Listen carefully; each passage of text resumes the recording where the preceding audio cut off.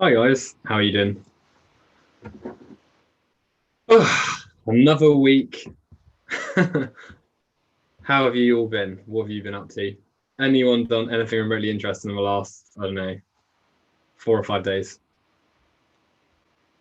Hey, United one.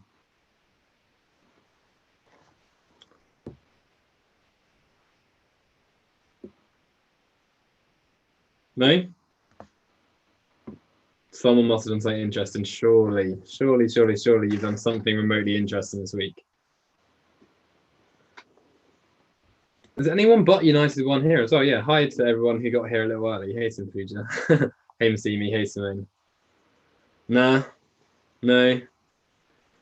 Is this our last lesson of Stanford Vice doesn't show me schedule for Thursday?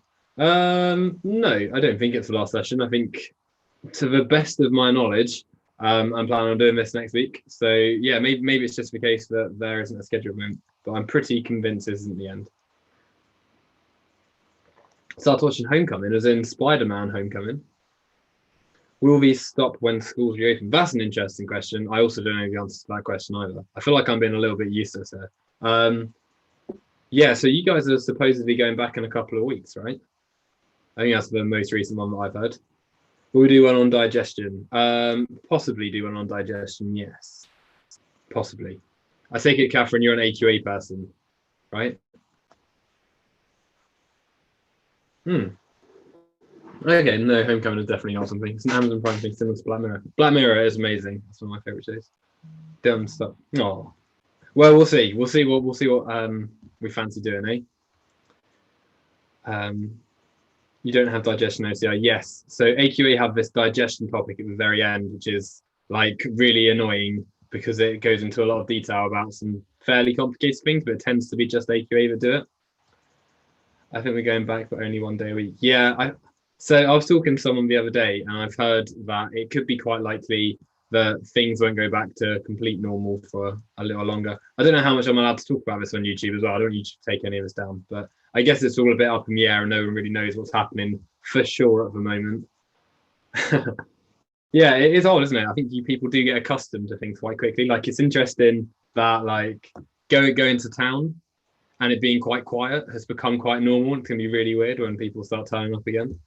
Um, why is it just an AQA? Yeah, I don't know. I don't know why it's just an AQA. Yeah, who knows? Right, so basically, plan for today then, guys, is I'm going to be going over protein synthesis. So I think this is one of these topics where, to be honest, it's actually not that much harder than what you do at GCSE, but there's a few more enzymes involved and there's a few additional little things that you could feasibly not have covered at GCSE. So hopefully this will be something which isn't too hard, but it's something which we can definitely improve our knowledge on. I shall just share my screen with you so you can see what I can see. There you go. Okay, so before I get started as well, let's check you guys can see this. You guys can see this. Basically, I told you last session there was going to be just one more free account I could give out for you guys. So there's one more free account I could give out, and someone got it last week because they drew numerous pictures of me wearing wizardy things, which was interesting. But I liked it. I thought it was funny. So yeah, I gave them a free account. However, for you guys, if you want it, I do have a coupon code that I can give out at the very end of this. For anyone who's downloaded my slides as well, if you think that I put the coupon code on there, I haven't. Do not use that coupon code. I promise you it won't work. But I have a code at the end of this. Favorite time of day, that is sweet. Can I do a video on exam technique? When I do past papers, I know the content. So this is what all of this sort of is really. It's kind of exam technique, isn't it? Like I'm not really teaching it. I'm just going over exam questions on it. So that's kind of what my plan currently is, United. Yeah, that's the point of this, guys. So I thought that would be probably the problem that most of you guys had, and where you won't be at school at the moment, you can't be doing like exam questions with your teacher. I thought I would take over a little bit and just go over exam questions to hopefully improve your knowledge. So there'll be bits and pieces, right? Some of it's going to be you either know it or you don't, but some of it's going to be you are expected to be able to write it in a certain way. So let's get cracking, eh? So, right, first thing to have a look at then. So, which of the following statements, A to D, about the nature of the genetic code is incorrect? So, starting easy. Which of these is incorrect? So it's degenerate, it's a triplet code, it's overlapping, or it's universal.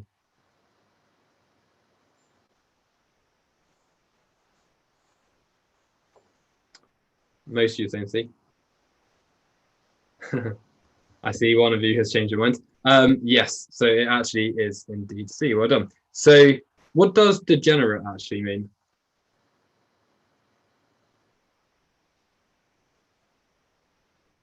What do these words actually mean? So some of them are a bit confusing. What does the degenerate actually mean? This might be a bit of a clue to the next question, but I don't care. Passed down from parents. Note, degenerate does not mean passed down from parents. More than one amino acid is coded for by more than one set of triplet, or more than one triplet, right? So yeah, essentially what could happen, right, is you could have, I don't know, the triplet AAT could code for, I don't know, tryptophan or something, but also AAC could also code for the same thing. So each amino acid could feasibly have more than one amino acid that it codes for. To generate more than one codon to the same amino acid. Exactly. So there's more than one codon for the amino acid. What is a triplet? In fact, what is the difference between a triplet and a codon?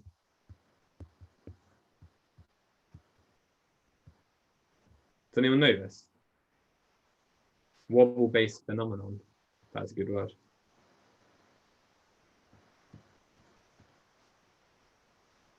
The codon codes.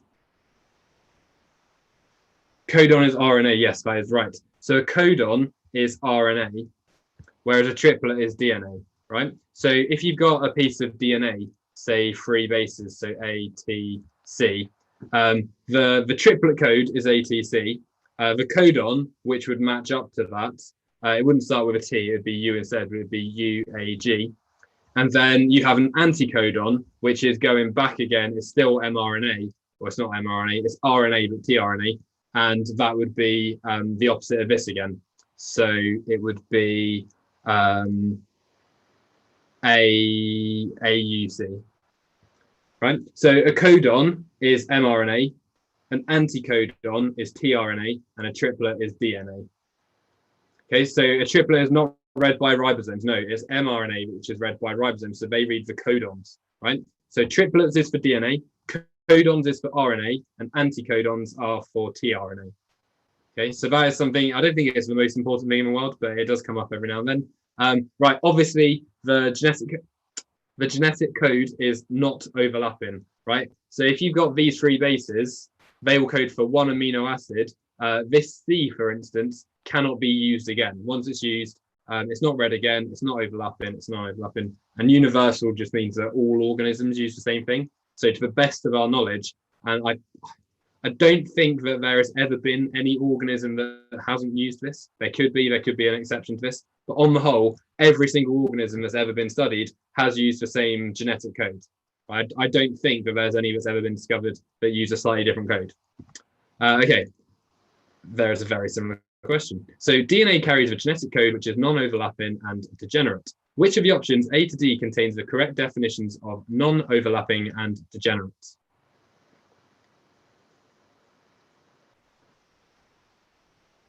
If a genetic code is different, they are alien. Feasibly, if a genetic code was very different, it would either imply that the organism that they are, or that they are an ancestor of, evolved at a very similar time to when life on Earth started. So it could have been also on Earth. There could have been 2 lineages and we just haven't seen them.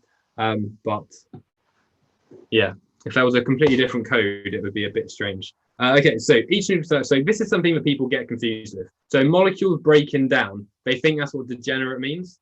I think maybe because we're used to thinking degenerate means things break, or I don't know what the confusion is here, but it's nothing to do with breaking down. So it's neither of these 2. You guys are actually all correct. It is all C. So each nucleotide is only part of one triplet. That's what non-overlapping means. And more than one triplet codes for a specific amino acid. Okay, this one is quite similar. The genes follow straight after one another, and more than one triplet codes for a specific amino acid. But this previous one is actually better. Okay, so each nucleotide is only part of one triplet, as opposed to they follow straight on. It just makes a bit more sense.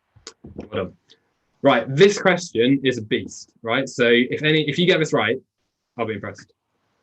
Right. Okay. So an anticodon sequence of five successive tRNA molecules involved in protein synthesis was analysed and found to have the following percentage base composition. So here you go. So this was the anticodon.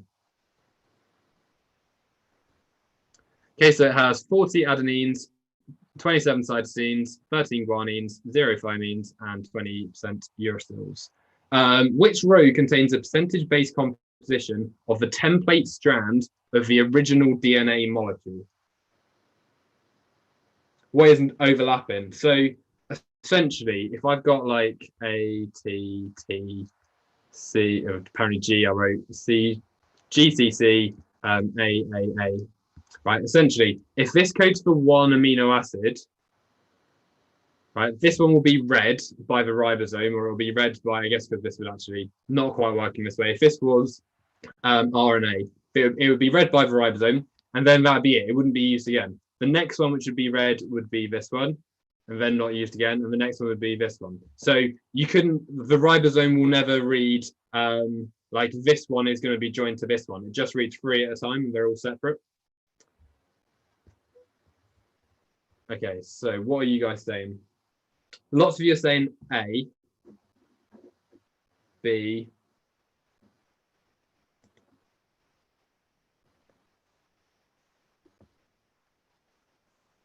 B/A, D. Yeah, I thought this would upset some of you. Okay, right. Let's go for it logically. Let's do that. That seems like a biology thing to do. So if this is the tRNA, right? The tRNA anticodon was coded for by the mRNA, right?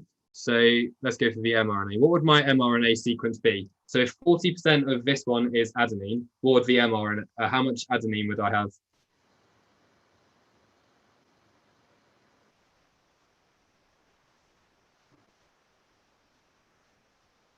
Not 60. So remember that if I've got 40% of this as tRNA, it means that you sort of do the opposites. So I would have 20% adenine if, I don't know how to word this in a better way. So if I've got like a strand of DNA, right? If this chunk here is 40% and this is all adenine, it means the bit that is complementary to it, so this bit here, the same 40%, is going to be the opposite of adenine, right? So this one would be, it wouldn't be thymine because mRNA doesn't have thymine, but it'd be uracil. Okay, for my original strand, so 27% is going to be cytosine, so I'll do a little C. Then in this strand that's complementary to it, what will 27% of it be?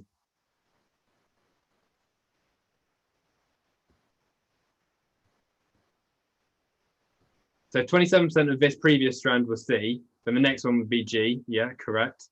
This previous strand, if 13% is G, then how much of this one's going to be C?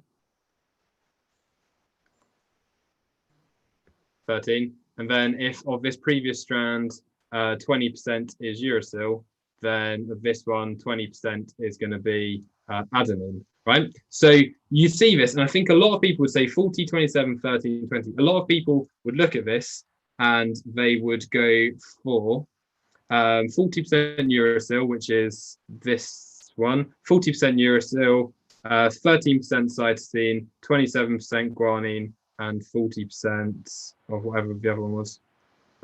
So most people would pick this answer. Right, so I understand if my head is blocking. Oh, sorry, yeah, I'm blocking it up.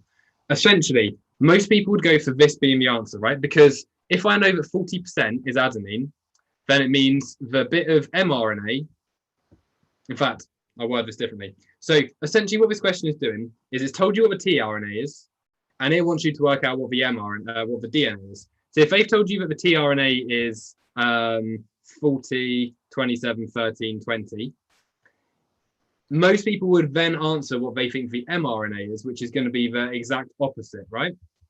However, this question is actually asking you to say what the DNA is. So if tRNA is whatever this is, then the mRNA is going to be the total opposite. so the complementary partners. So I'm just going to write out some letters as opposed to composition. So if this was AT, in fact, it would have U, wouldn't it? If it was let's just make it easy, AGG, the mRNA, which is equivalent, would be UCC, but the DNA equivalent would be T. Oh no, it wouldn't. It would be my brain is going to sleep clearly. It would be AGG, right? So with this question, they've told you the tRNA. Everyone doesn't read this question and thinks they're asking what the mRNA is, but they're actually asking what the DNA is. So the DNA is exactly the same as the tRNA, apart from it won't have uracil in. So the correct answer to this question is 40% adenine, 27% cytosine, 13% guanine, and 20% thymine, because you don't get uracil. So this answer is actually A, and that's because the tRNA is the opposite of mRNA, but the mRNA is the opposite of tRNA, which therefore means that it's the same as the DNA. I feel like I'm not explaining this as well as I probably should. So essentially, one last attempt, and then I'm giving up because my brain apparently can't say this in any other way. If I've got this sequence, so 40, 27, 13, 20, right? The mRNA that would go with this would have 40% uracil. It would have 13% guanine. In fact, you could basically just change all of these. So you'd say that adenine goes with uracil. So uracil is 40.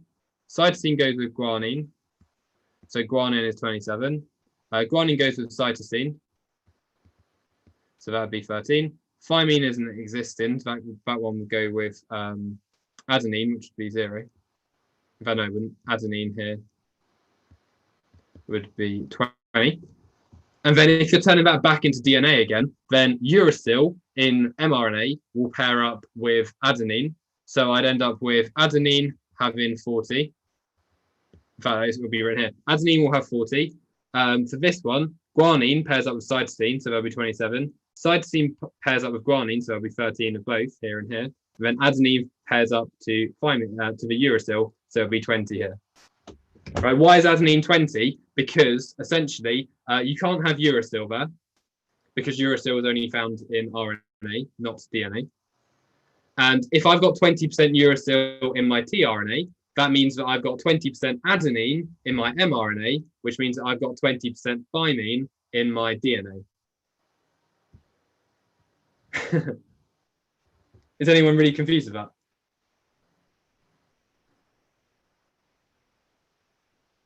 Yeah, essentially, it's exactly the same, right? This question is, right, I've got the easiest way to remember an answer to this question. I thought of it. I've got there. Someone said something clever, and it made me think that this is easy. So, tRNA, mRNA, DNA. So these two are opposites. Does everyone agree? tRNA and mRNA are opposites. Does everyone agree with that?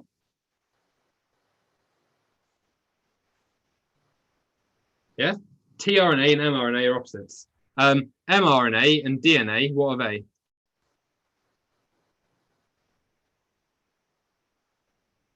Center sound bugging. tRNA, mRNA and DNA, what are they? Same or opposite?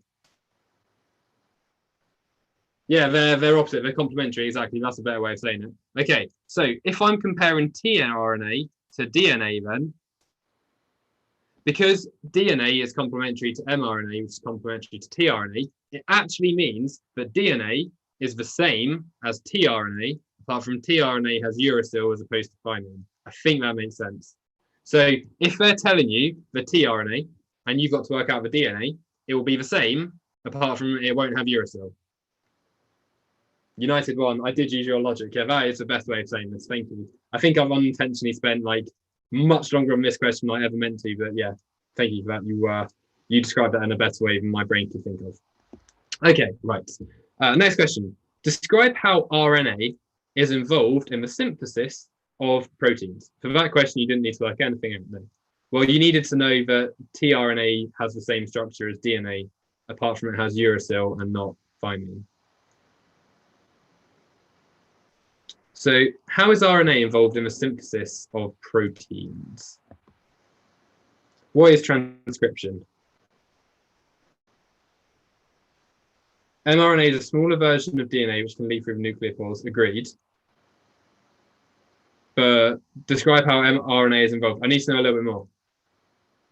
Provides a gene transcription. What does transcription mRNA first mean? mRNA copies the genetic information from DNA. Very, very good. Right, so mRNA is produced. Get my mouse to work. mRNA is made by transcription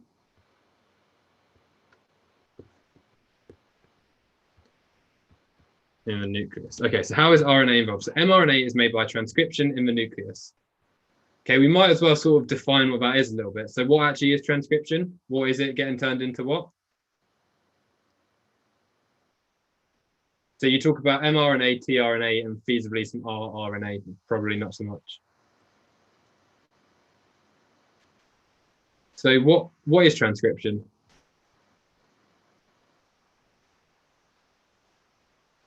Good. So down into mRNA, you're talking about DNA, aren't you? So mRNA is made by transcription of the nucleus. So this is when DNA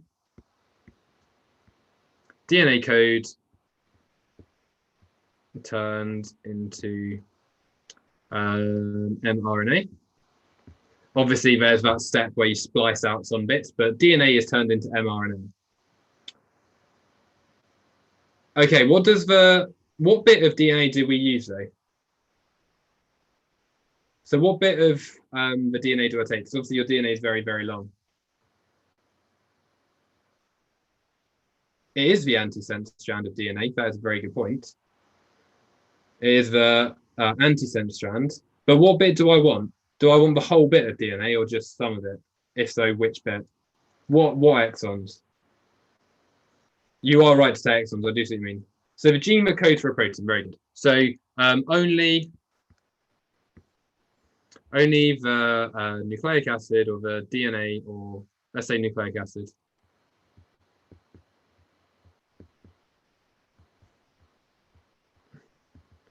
for making one protein is found in the mRNA. Okay, right, so you guys know what happens next. Antisense strand, for those of you asking about it. So DNA, you know you've got two strands, right? You purposefully use the bit of DNA which doesn't actually code for anything. So let's say that this is the strand that has instructions. In fact, let's not do it in my color. So this strand down here, that's the one that has the instruction for how to make a protein, right? I don't actually want to use that one. I want to use the one which doesn't really make sense with the complementary one to that, because if I use this one, then the mRNA will therefore have the correct strand, so that when the ribosome reads it, the correct tRNA and therefore amino acids will turn up. So if I used this strand that actually codes for the proteins, then when I got to the mRNA stage, when it turns into mRNA, that bit of information won't code for any proteins. It'll just be a random mess. It's complementary sort of to the back of it.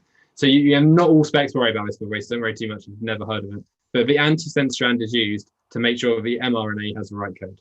But anyway, you don't get the third point. Only the nucleic acid for making one protein is found in mRNA. So, right, your DNA is huge, right? You have about 2 meters of DNA in every single cell of your body, right? When we say that the DNA is sort of turned into mRNA, it's not, is it? It's only one tiny portion of it. So maybe if I'm trying to make insulin, maybe I'm going to use this bit here, right? Maybe that's the only bit of DNA that codes for insulin. So when I make my mRNA, I'm only going to use this bit here. I don't want to use the whole bit of DNA, just this tiny bit here, right? So I only want one gene.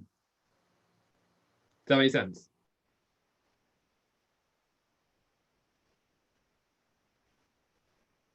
Yeah, exactly, Kang. That's exactly what I'm saying. Right, so what happens next? So I've now got my bit of mRNA. What to do next?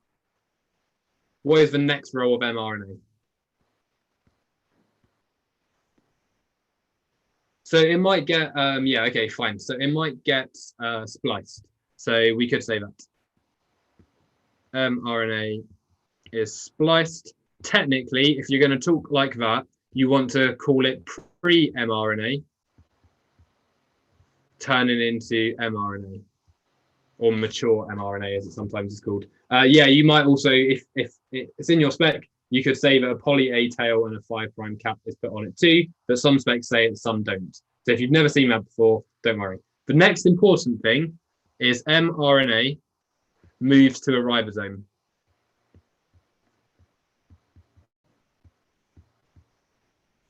Okay, so it moves to a ribosome. What is the next important bit? Spliced just means all the introns get cut off of it. If you've never come across it, don't worry, it's obviously not in your spec. So tRNA molecules with complementary anticodons attached to the mRNA, very good. And they allow amino acids from polypeptide bonds. So Cara, pretty close, but not quite. What are we saying? 60 and ATS. Yeah. So tRNA comes on. That's what we want to say. So we want to say tRNA. And then I always think it's important to say what tRNA actually does. tRNA carrying amino acids binds to mRNA. Okay, so the tRNA carrying an amino acid is going to bind to the mRNA. So it is the codon of the mRNA that binds to the anticodon of the tRNA. You didn't need to say that for this mark, but it's just another thing. At least 5 points. Yeah, I'm going to tell you about one more thing that I've got written down on my mark scheme. So final thing that we can say is tRNA releases amino acid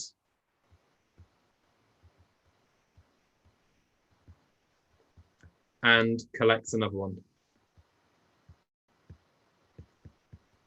Okay, so in this question, it's not asking you to say exactly what protein synthesis is. It's asking you specifically for the role of mRNA. So it's made by transcription. It's only one bit of the DNA, so one gene, which is coded for in the mRNA, so only a small bit. mRNA is spliced. It's another good one. mRNA moves to a ribosome. That's another role. tRNA is going to carry amino acids.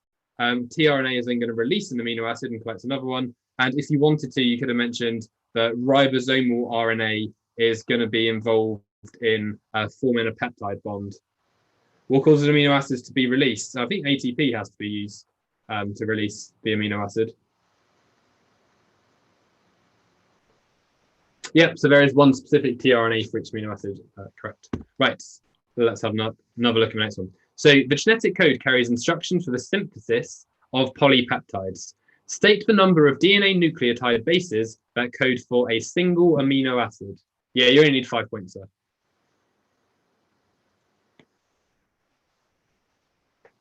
Very good, it is 3. Yeah, hence triplet. Okay, so remember, triplet is DNA.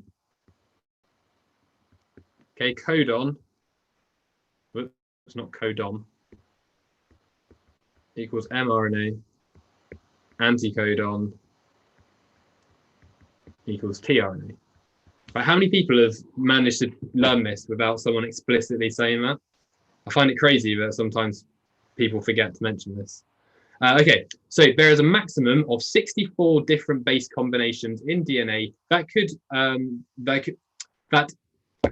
combinations in DNA that could each code for an amino acid. How is that number of combinations calculated? Yeah, very well done with people who know this.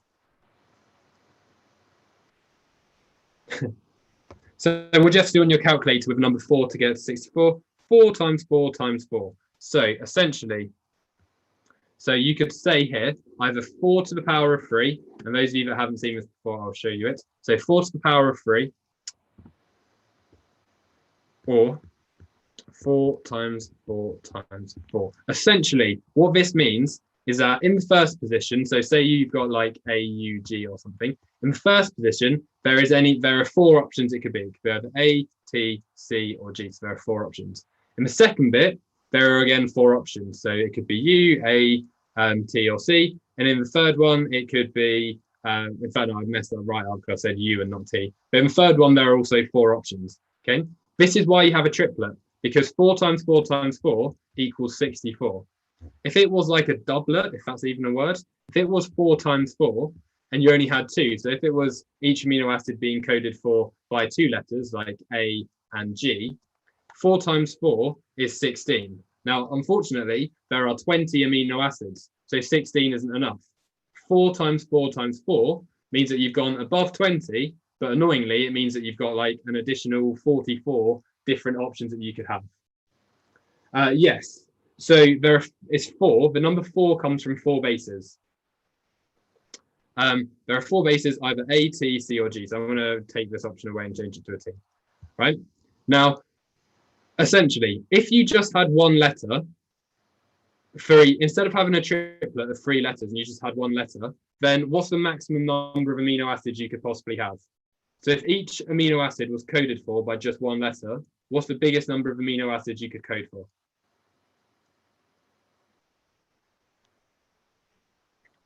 Nope. Yeah, 4. If you only had one base, which would code for one amino acid, then there are only 4 options. Like that would mean A equals, I don't know, glycine. These are amino acids. T is tryptophan. C is isoleucine. I'm pretty much just coming up with these off the top of my head. And G is leucine, right?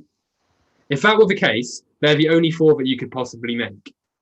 If you had, instead of a triplet, if you had 2 letters, then the number of potential combinations, either A and A or T, A and C, A and G, or C and A, C and whatever, then if you had 2 as opposed to a triplet, then you'd end up with 16 combinations. So 4 times 4 is 16. Okay, so 4 to the power of 1 would basically tell you how many you could make if you only had one base for each amino acid. 4 to the power of 2 shows you how many you would have if you only had 2 combinations. So let's say that AA is glycine, AT is tryptophan, AC is isoleucine, and AG is leucine. If you wrote all of the combinations out, and you could do it, 4 times 4 will give 16 different combinations. That isn't enough because there are 20 amino acids. If you have 3, so a triplet, 4 times 4 times 4, or 4 to the power of 3, if you do it on a calculator, will give you 64 combinations. So that is enough so that you've got all 20 amino acids and some left over, which allows it to be degenerate. Okay, so there are 64 different base combinations, and feel free to do this. If you've got a lot of time, write down A, T, C, and G, and start writing down how many combinations there are of 3 letters. So starting off AAA, right? Next one could be AAT. Next one could be AAC. Next one could be AAG, right? If you go through every single combination, there are 64, right? I'm going to end that there. Right, here's the first good question I actually wanted. But we didn't know it was enough, though. It's weird. I'm a little confused with what you mean by that, Kang. But I want to see how you guys fare on this question. So describe how a nucleotide base sequence in a gene is used to synthesize a polypeptide. So describe how a nucleotide base sequence in a gene is used to synthesize a polypeptide. Basically, tell me about how transcription and translation work. How would we describe this process?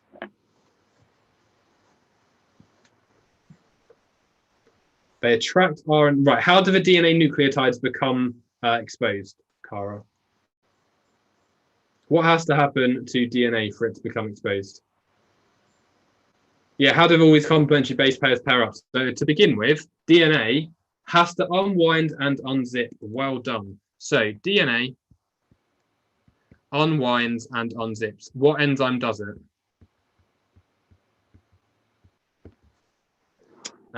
Right, it is not DNA helicase. Everyone always says it's DNA helicase, but it is not.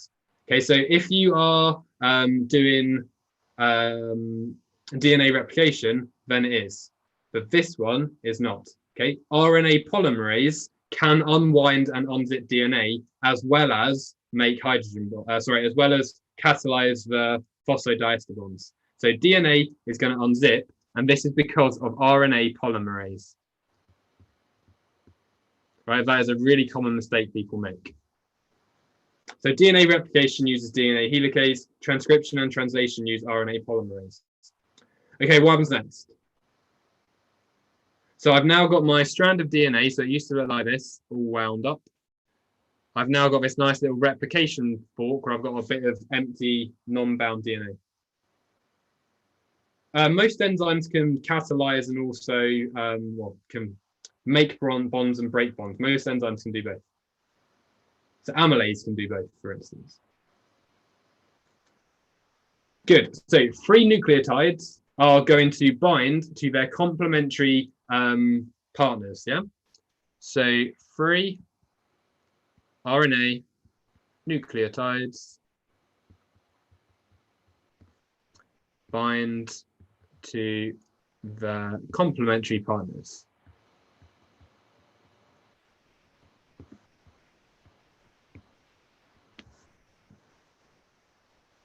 What happened next?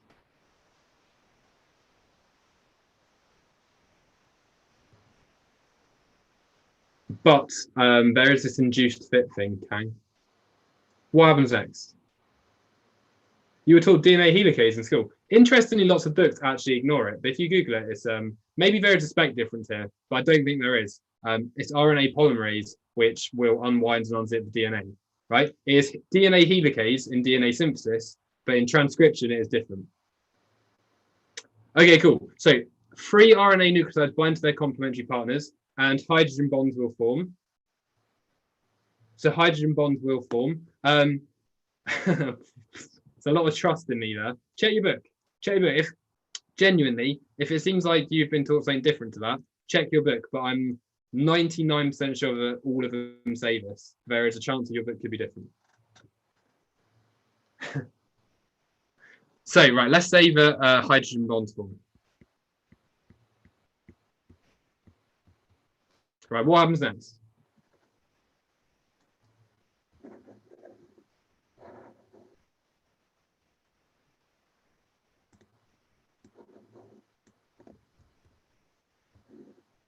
Phosphodiester bonds form. How do phosphodiester bonds form?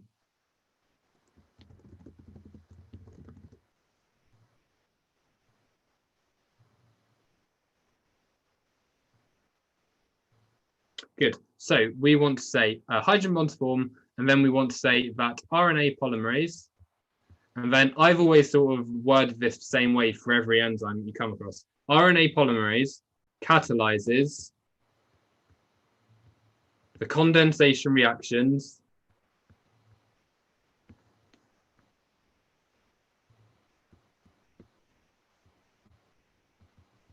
forming phosphodiester bonds between nucleotides.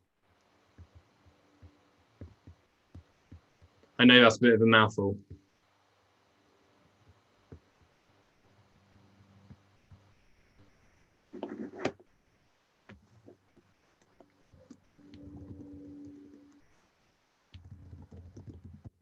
Right, next.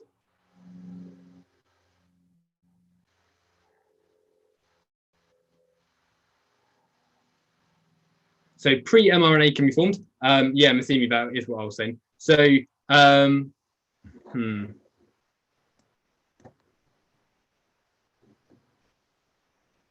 are you guys saying this? Yeah, I've just Googled it. It definitely is RNA polymerase.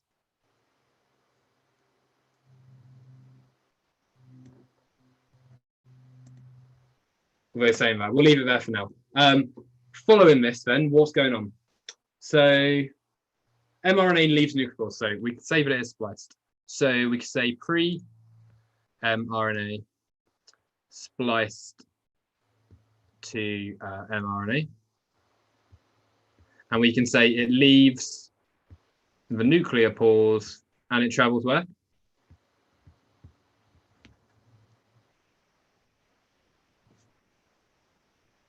So it leaves with nucleopores and travels and goes to a ribosome. Leaves nucleopores and moves to a ribosome.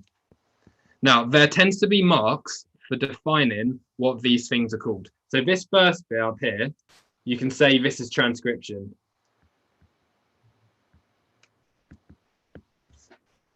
Okay, so it's going to attach to a ribosome. Yeah, it probably will be in the rough endoplasmic reticulum. With translation, what happens?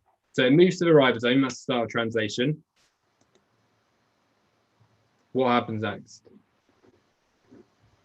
It does bind to the smaller subunit. I know, 7 marks. I've stolen this from OCR, this question, which is why I've got a little pencil in it. Doesn't mean it's not relevant to everyone else, but. Good. So tRNA will bind to mRNA. What bit to what bit?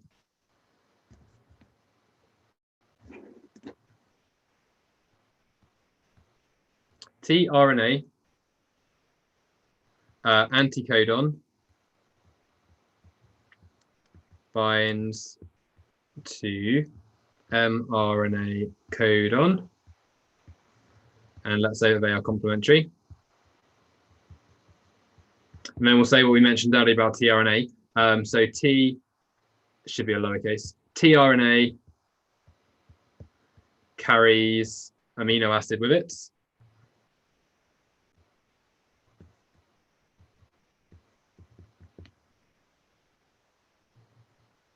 Then what happens? Sorry, Namrata. So tRNA is going to carry an amino acid with it. The anticodon will bind to a codon. What happens next? So the first tRNA does not move away. So the first tRNA is going to remain here for a bit of time. What happens? Peptide bonds. How can a peptide bond form? There's only one amino acid at the moment. Ooh, that was interesting. So the second one comes along. Thank you very much, Kang. So after we've said that a tRNA anticodon binds, we need to say, and this is important, everyone always forgets this. So second tRNA molecule carries second amino acid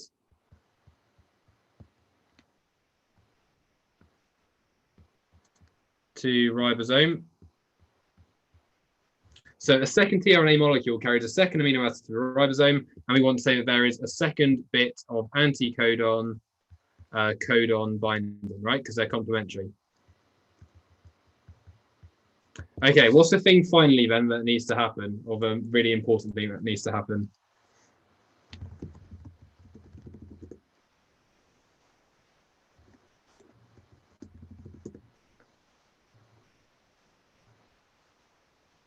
So the ribosomal RNA catalyzes the formation of a peptide bond.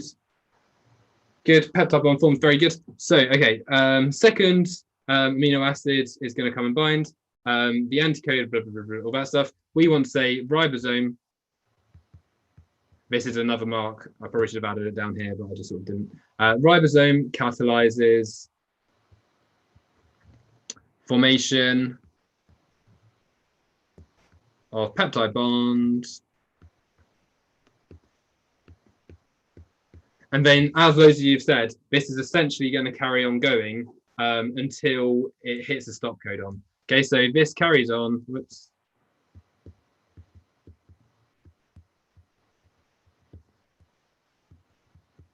Until reaching a stop codon. Okay. Arm peptide bonds catalyzed by a peptidyl transferase. What spec do you do, Astio? I've come across peptidyl transferase at a different point at the end of edXL B, but in terms of transcription, I've never seen a spec say anything but the ribosome catalyzes this reaction. Yep, and then following all this, it's going to fold up into the right shape and essentially, I don't know, do whatever it needs to do. So it's going to fold up in the right shape in the Golgi. Right, can I just make a point very quickly? Right, I know lots of you are going to say that Wikipedia is rubbish. It is not rubbish, it is very good. Transcription proceeds in the following general steps. RNA polymerase, together with one or more general transcription factors, bind. RNA polymerase generates a transcription bubble, which separates the two strands of a DNA helix. This is done by breaking the hydrogen bonds. Everyone agree?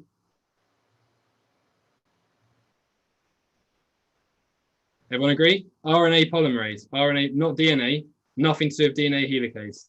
Does everyone agree? No one's getting upset anymore by this, because this has just made me completely question my faith and my knowledge, but it's RNA polymerase that breaks these hydrogen bonds, right? DNA helicase, 100% DNA replication. I'm not telling you that it doesn't happen in DNA replication. Do not go and tell anyone, oh, but Oli said that it's RNA polymerase in DNA replication. No, I did not. But protein synthesis works like this. Doubting myself. Freya, if you, I'll check that for you because I haven't seen that. I'm pretty sure OCR say that it's for ribosomes. They might say as well that peptidyl transferase is involved, but it is the ribosomes which are the really important bit. But I will check that for you. Whew. Right. Anyway. Right. Next question. I feel like that one almost got me. You guys almost got me. I like it. Right. Okay. Right. Getting a bit easier again. We can all calm down. So figure 5.1 is a circular representation of the genetic code. Figure 5.2 shows a sequence of bases coding for the sequence of amino acids. The name of the third amino acid in the sequence has been filled in. Identify the remaining amino acids in this sequence. So AUG. Can someone tell me what AUG is? Color wolf biologist, yes. We love coloring. AUG. No. Oh, I can see why you would say isoleucine. I think this has like a bit of a weird mistake on this diagram. Hang on. Yeah, it should be methionine. Methionine. So A, U, and then that is a bit dumb. This G here, clearly when they made this, they made a mistake. This should be moved over here. There shouldn't be 5 of them all in this one thing. So sorry about that. That's my picture. It should be methionine. Methionine tends to be the first ever amino acid in any sequence anyway, but yeah, it is a misprint. AGG.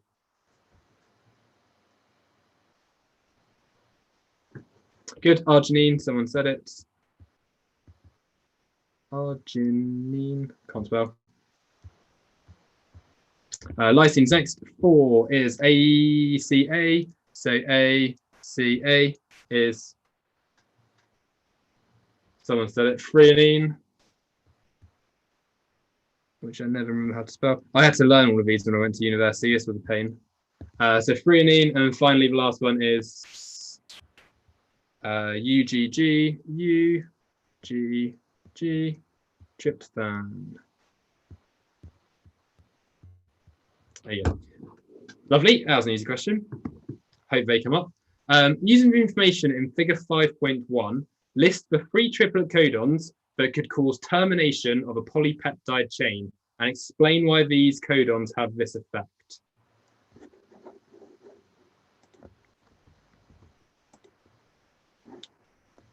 Okay, so which ones are going to be stop codons?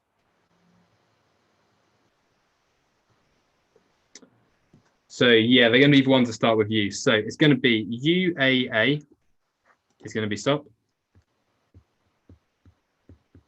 UAG.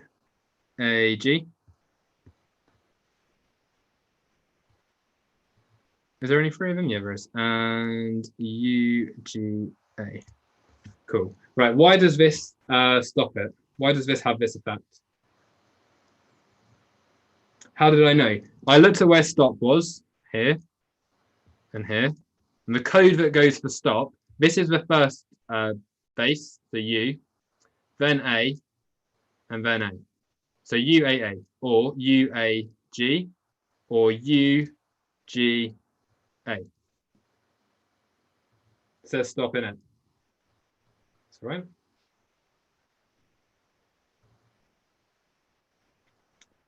Yes. So essentially, there's a few things that you could say here. So the stop codon is basically not going to have a tRNA molecule which is attached to an amino acid.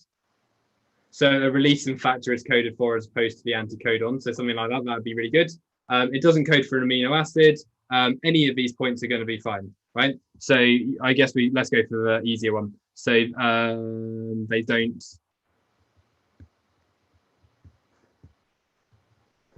code for amino acids.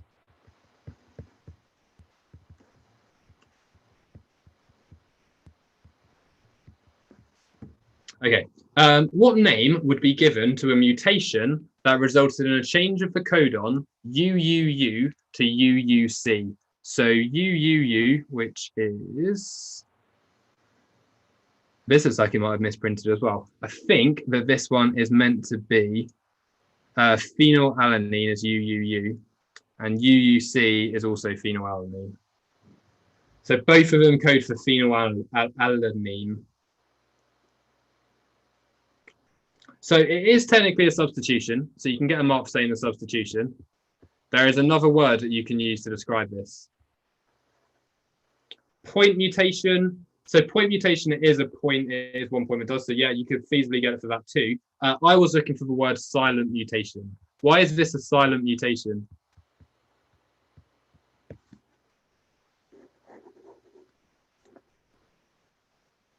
Yeah, point mutation, I can also credit. Why is it silent though?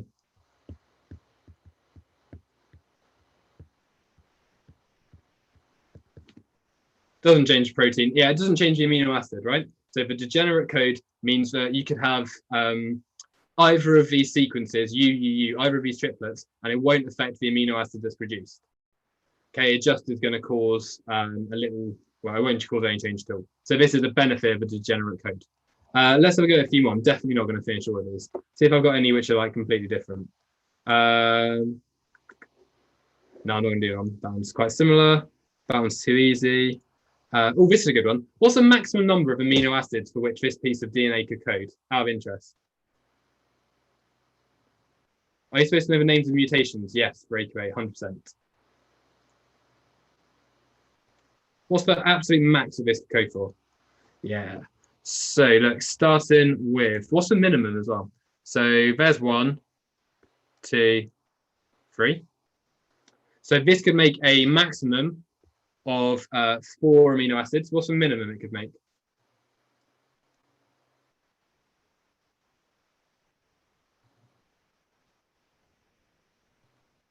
Yeah, so it'd be 1 fewer because you've got stop codons. Technically, you could say 2 because you could say there's a start codon as well. So the maximum is 4. You feasibly have a start codon, but they tend to actually code for amino acids. So 3 would make sense as a good number for a minimum. So essentially, this could be a stop codon here, right? So this could just cause the tRNA or no tRNA with an amino acid to come over, and therefore you'd actually only have 3 amino acids.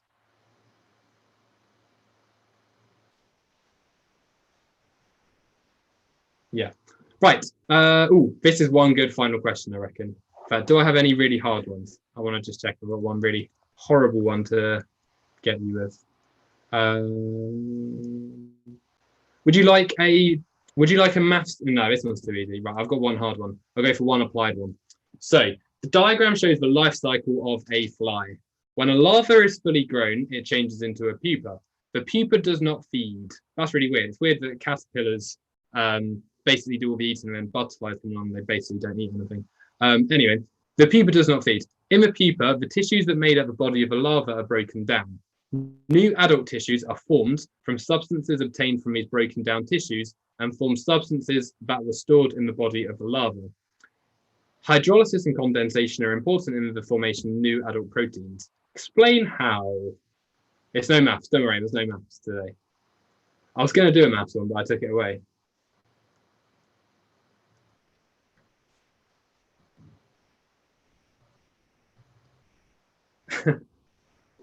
So, yeah, why is it the case that hydrolysis and condensation are important for the formation of a new adult? So if you've ever seen this, right, you guys, I'm sure, have all seen a caterpillar with their nice little wavy bodies. There's a nice little caterpillar. And you know that they sort of get into their little, whatever it's called, cocoon thing, and then they emerge as like a lovely butterfly thing. There you go, there's a nice butterfly. Right? So why do we need to have hydrolysis and condensation reactions in order to go from the nice little larva to the nice little adult?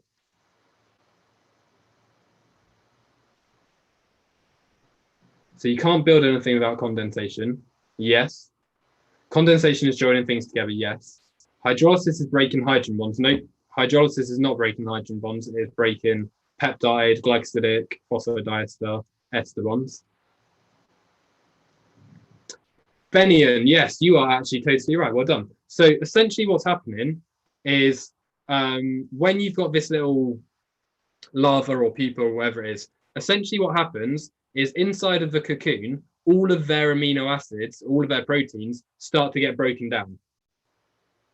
So all of the proteins that make up this nice little caterpillar thing, they get broken down. Isn't that really weird? So they start to turn into this sort of mush, right? When they've been turned into the mush by the hydrolysis reactions, condensation reactions will be done so that they can then get turned into new proteins. Okay, so essentially what's happening is hydrolysis will break peptide bonds,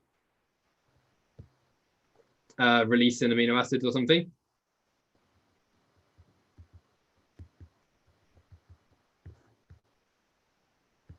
And then we want to say condensation is used to synthesize new proteins.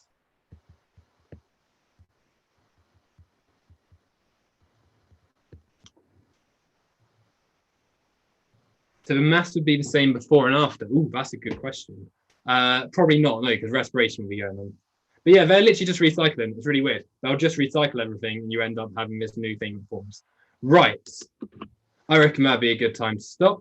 Can anyone tell me what is the similarity between tRNA and SNAP revise? Can anyone tell me?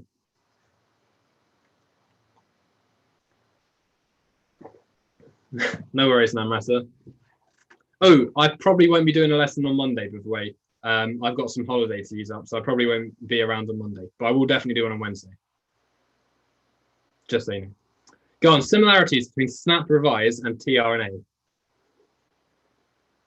tRNA brings amino acids like building blocks for knowledge. It's complementary to you and it carries along. Oh, it's complementary. I like that. tRNA is free. No, tRNA is very costly. That's actually very good. tRNA is not free. No. So tRNA's job, right? tRNA's job is to carry the weight of the building blocks of proteins. So tRNA is going to carry the weight of the building blocks of proteins.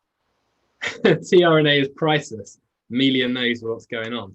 SNAP revise, on the other hand, it's not carrying building blocks for proteins because that'd be crazy. SNAP revise, on the other hand, is carrying the building blocks of knowledge, so that you can't necessarily synthesize proteins, but you can synthesize a good A-level grade, or you can synthesize a better career for yourself, or you can synthesize a means to go to university so you can meet the love of your life who you haven't actually met yet, but they are getting into university right now. And SNAP revise is going to be the difference between you meeting this person who you're going to fall in love with and have multiple children with, and you're going to be really happy, and not knowing them, frankly. So essentially what's going on, guys, is SNAP revise is amazing, and I'm sure lots of you have seen this before, but if you haven't, essentially what we do is we have a means of you guys revising in a way that hopefully gets rid of a whole deal of, I don't know, the pain of revising, right? So for instance, you would start off by looking at something about lipids and triglycerides. You would do a little test to see what you know, and it'll have a whole load of questions, and you'll basically go through them, and hopefully you won't be clicking randomly. And when you've done the little test, it will tell you what you know and what you don't know. So all of these videos down the side will go orange if you don't know it, or they'll go green if it's sort of proved that you do know it. And essentially we then have loads of videos that you can watch, and there'll be a nice man talking to you as he's trying to do now. Very important. There you go. And you could get stuck, for instance. You could say, I need help, please. And I could get back to you and help you out. After you've watched some videos, then it will get you to do another quiz. So it'll get you to another quiz to see what you know. This one, I don't know if it's actually got it. Maybe it's this here. Yeah, this. After it's done a little quiz with you, then this guy will go through an exam question with you. And here is someone who didn't know a question, so I helped him out. But yeah, it'll basically tell you the answer as well. There is an answer. No, it's not. That's a question again. Come on. Come on. There you go. It'll tell you like a nice little answer to help you. Say you've then decided, yeah, I know lots about lipids. You can then go and find some more questions. So there are a load more questions about lipids, and we have this for pretty much the whole course. And it tells you the answer straight away, and you can say that you got it, or no, you don't got it, or whatever. You could then have a look at the revision guide, and you could, I don't know, say that you wanted to print out something to put in your room. You could print out something to put in your room, and you could leave this around and get people to test you on it. And when you've done that, you might be thinking, oh God, this is still too much for me. I wish that there was one more thing that Snap Providers would do. I wish they'd have more of these amazing videos with that guy who told me about RNA polymerase. And basically, this is when you get like the best end of it. So we also do a whole load of web classes. So here are my web classes I'm doing next week, which apparently I haven't written my name on because I'm an idiot. But here are my web classes. I've got literally loads of them that go back all the way through all of biology. I've got those. I've got drop-ins where people can ask me just random questions on whatever they want. So today, I didn't actually write down what I did today, but today I was going over some exam questions that people would ask for. I've been doing a book club. I've been doing like statistical tests, been doing math skills, been all the fun stuff that you guys really want to do. So essentially, that's what Snap Providers does.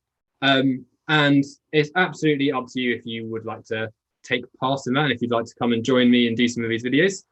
If not, we still do lots of things on YouTube, so just keep checking us out on YouTube and set yourself a reminder if there's anything there.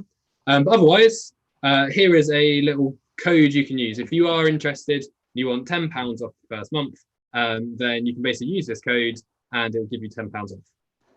Do you guys have any questions that you would like me to answer? What are we saying? I know where you can get a haircut from. Thank you very much, Mariam. I actually saw someone the other day go into one of the houses across the road, and they had like a hairdresser's car outside, their usual hairdresser. So clearly, some people are breaking the rules, but not me. And that is why I have a head full of far too much hair, which is now getting into my eyes, and hence why I'm wearing a hat. I'm not balding or anything. What are we saying? No worries, guys. Catherine, thank you for being here. Thank you guys for being here. Yeah. Anyone? Are you going to go over year 13 work? So I might do, depending on how long these go on for. I will do year 13 work basically as soon as I'm done. Like I might start going over some photosynthesis, but it depends how long I'm going to do these for, I guess. Do we have to have a question on the drop-ins? Can you just join? Yeah. So the drop-ins, you just turn up. So, oh, Amelia, I think I recognize you. Essentially, you just turn up and say, can we go over this? And I'll say, yes, of course. And then that's it. Any other questions, guys? Are we all good?